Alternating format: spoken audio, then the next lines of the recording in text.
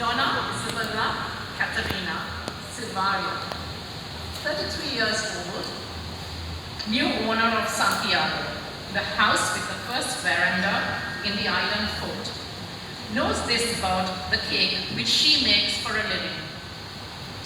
A good love cake is like the memory of a lost lover's kiss. These are the opening lines of the 2024 Gratiaen Prize winner. Through this evocative, moving story of Katharina and her passion for love cake and her home, Ramya Jirasinghe's ambitious, tightly structured and perceptive novel traces intriguing layers of Lankan history, especially the role of African and Arabian traders.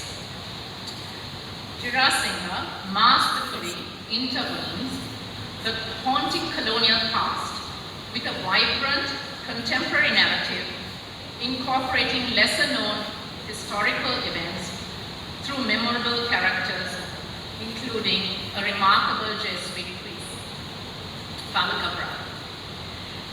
She blends in intriguing details in a nuanced manner, leaving us curious and engaged.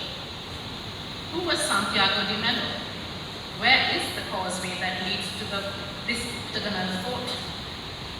How did Rajiv become a rebel?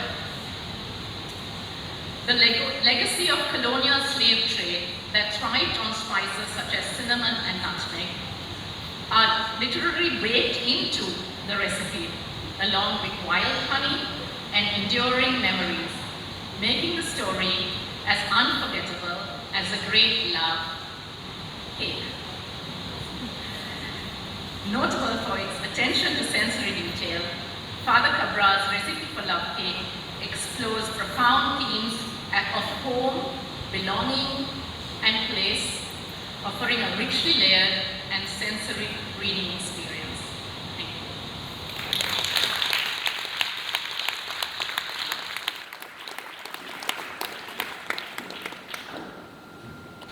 Thank you to the judges.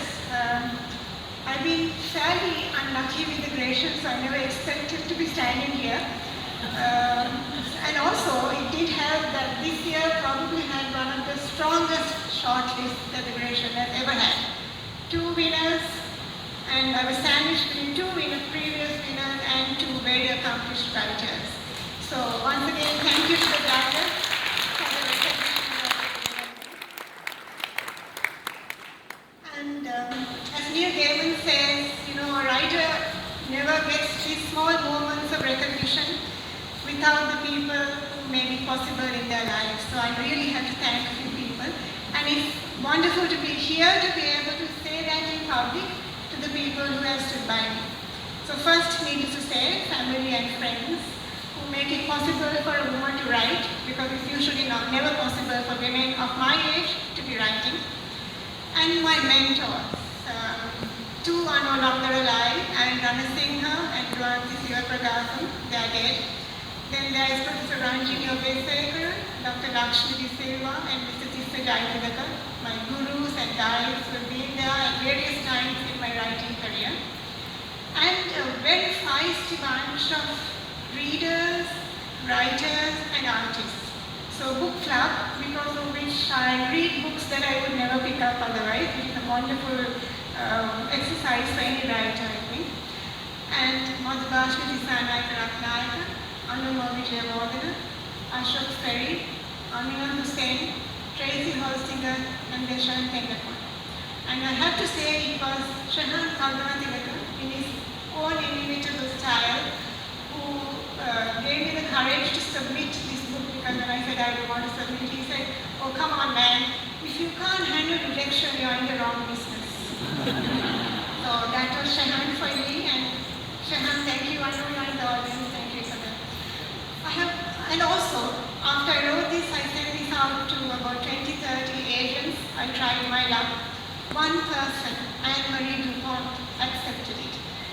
And her belief in the book, because she spent a large amount of time going through the book, saying this can be worked out. And that gave me a lot of courage, because I've never written a novel before. So having a person who was willing to represent the book kind of gives a person, a writer who doesn't have a lot of confidence, some confidence. So thank you to Anne-Marie for that. And I have to say, this was not my first shortlisting. I was first shortlisted in 99, half a lifetime ago. And at that time, it felt very easy to get shortlisted. You just wrote something and you threw it in and you got shortlisted. But this time, now, it's almost impossible even to get longlisted, I think. The pressure, the competition is so severe.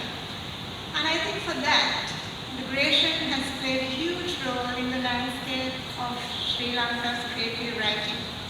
It is because of them that there are so many writers, and I don't think any creative writer in English in Sri Lanka has not been touched by the Gratiaen in some way.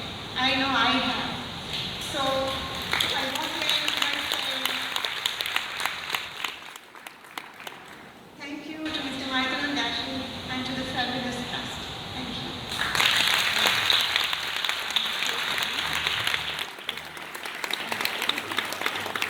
Thank you. Thank you and congratulations, Ramya. I think the acceptance speech deserves another award.